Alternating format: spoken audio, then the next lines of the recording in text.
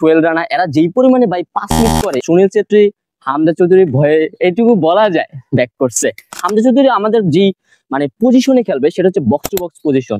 তো আমার কাছ থেকে যে প্রেডিকশনটা হবে, প্রেডিকশন হচ্ছে বাংলাদেশ 2 আর হচ্ছে India 1। Hello guys, this is football chemist with you. আজকের ভিডিওটা বাংলাদেশ আর ইন্ডিয়ার ম্যাচটা নিয়ে। 25শে মার্চ আমাদের জন্য একটা ঐতিহাসিক ম্যাচ হতে যাইতেছে। কারণ হচ্ছে এই পর্যন্ত বাংলাদেশ ইন্ডিয়ার সাথে ম্যাচ জিততে পারে নাই, আর সেদিন হবে আমাদের হামজা চৌধুরীর ডেবিউ। সো আসলে আমাদের জন্য খুব এক্সাইটেড।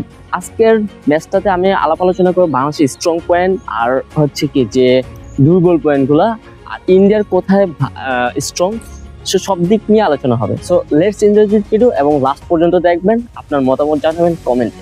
ইন্ডিয়া আর বাংলাদেশ দুইটা ম্যাচই যারা লাস্ট ইন্টারন্যাশনাল ম্যাচ খেলছে মালদ্বীপের সাথে, ইন্ডিয়া মালদ্বীপের সাথে 3-0 উইন হয়েছে। তার মানে যে ক্লিন শিটে জিতছে। তাদের ডিফেন্স লাইনে কতটা স্ট্রং হইলে মানে ক্লিন শিটে জিতে, তাও 3-0।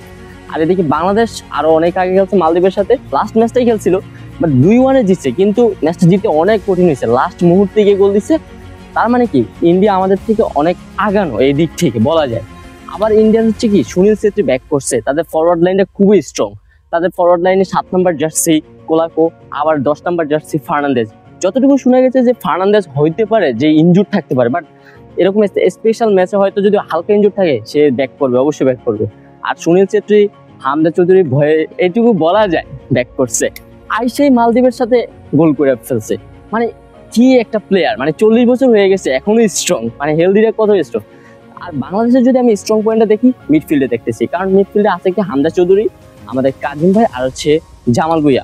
এরা হচ্ছে ফার্স্ট টাচ খেলতে পারে, ফার্স্ট টাচ অ্যাটাকিং যাইতে পারে। আর হামজা চৌধুরী আমাদের যে মানে পজিশনে খেলবে সেটা হচ্ছে বক্স টু বক্স পজিশন। একটা বক্স টু বক্স পজিশনের জন্য ডিফেন্সিভ মিডফিল্ডের যেই ক্যারেক্টারগুলো থাকা দরকার সেটা হামজা চৌধুরীর মধ্যে আছে।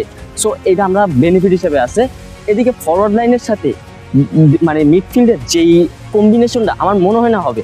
কারণ হচ্ছে ফাহিম, তারপর হচ্ছে সোহেল রানা, এরা যেই পরিমাণে ভাই পাস মিস করে, সো এই জায়গায় পাসিং মিস, ফিনিশিং মিস করলে হবে না। আর আমাদের নাম্বার 9 পজিশনে খুবই ঘাটতি ছিল, এখন আমাদের আসছে আলামিন। আই হোপ সে আমাদের এই ঘাটতিটা পূরণ করবে। আর আমাদের ডিফেন্স লাইনে আমি ভাই অনেক ম্যাচ দেখছি, এই মানে দেখছি যে শুধু ম্যান মার্কিং ছাড়া কেমনে ডিফেন্স করে। মানে ফ্রি কিক করতেছে, পিছনে ম্যানমার একটা দাঁড়ায় রয়েছে, ম্যানমার্ক করা নেই। একটা কর্নার করতেছে, পিছনে প্লেয়ার ম্যানমার্ক করা নেই, গোল খাইছে। মানে ম্যান মার্কিং ছাড়া খেলতেছে। তো যদি আমাদের এই দিকটা ভালো করতে হয় তাহলে আমাদের লেফট উইং পজিশনের জন্য ভারতের যে খেলবে মানে কোলাকো, তার জন্য রহমত শাহকে পুরা একদম পকেট করে রাখতে হবে। আর আমাদের সুনীল ছেত্রীকে পকেট করার জন্য আমাদের হামজা চৌধুরী পারফেক্ট। কারণ আমরা হামজা চৌধুরী আরো বড় বড় প্লেয়ারকে অলরেডি ডিফেন্স করে আসছে, সালা, তারপর হচ্ছে মানে, তারপর হচ্ছে কেইন, এগুলো তার জন্য ব্যাপার না। কিন্তু কথা হচ্ছে লেফট উইং থেকে রাইট উইং থেকে যে ক্রসগুলো করবে এগুলো যাতে ভাই ফয়সাল আর আমাদের রহমত শাহ যাতে গ্রাউন্ড ডুয়েল ঠেকাইতে পারে। আর আমাদের সেন্টার ব্যাকের প্লেয়ারগুলো ফাস্টাস্ট ক্লিয়ারেন্স এবং হেডিংয়ে যাতে ভালো হয়। আর আমাদের গোলকিপার যে মিতুল মার্মা, খুবই ভালো গোলকিপার, আমরা লাস্ট ম্যাচ দেখছি এবং তার পারফরমেন্সও দেখলে বোঝা যাচ্ছে কতটা ভালো গোলকিপার। আই গেস কোনো ভুল হবে না, যদি এই ট্যাকটিক্যাল পয়েন্টগুলো যদি ভালো করে আই গেস বাংলাদেশ জিতবে। তো আমার কাছ থেকে যে প্রেডিকশনটা হবে, প্রেডিকশন হচ্ছে বাংলাদেশ 2 আর হচ্ছে ইন্ডিয়া 1।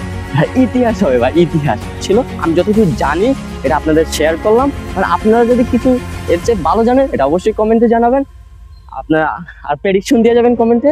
আমি আমার দিক থেকে বেস্ট লাইন আপটা বললাম। হইতে পারে এখন হামজা চৌধুরী ফার্স্ট ম্যাচ, আলামিনের ফার্স্ট ম্যাচ, সো নাও নামাইতে পারে। এটা একটা ইন্টারন্যাশনাল ম্যাচেই, ফার্স্ট ম্যাচে হয়তো প্লেয়ার নামায় না, বাট আমি চাই হামজা চৌধুরীকে ফার্স্ট টাইমই নামানো হইব, এটা না হলে হইব না। কারণ অলরেডি আমরা দেখেছি বাংলাদেশের গ্যাপটা কোথায়, হামজা চৌধুরীকে নামানোই লাগবে। আলামিনকে পরে না, বাট আলামিন আমাদের যেই মানে একটা মোটিভেট দিতেছে যে পারবে, আই গেস তারও প্রথম নামানো উচিত।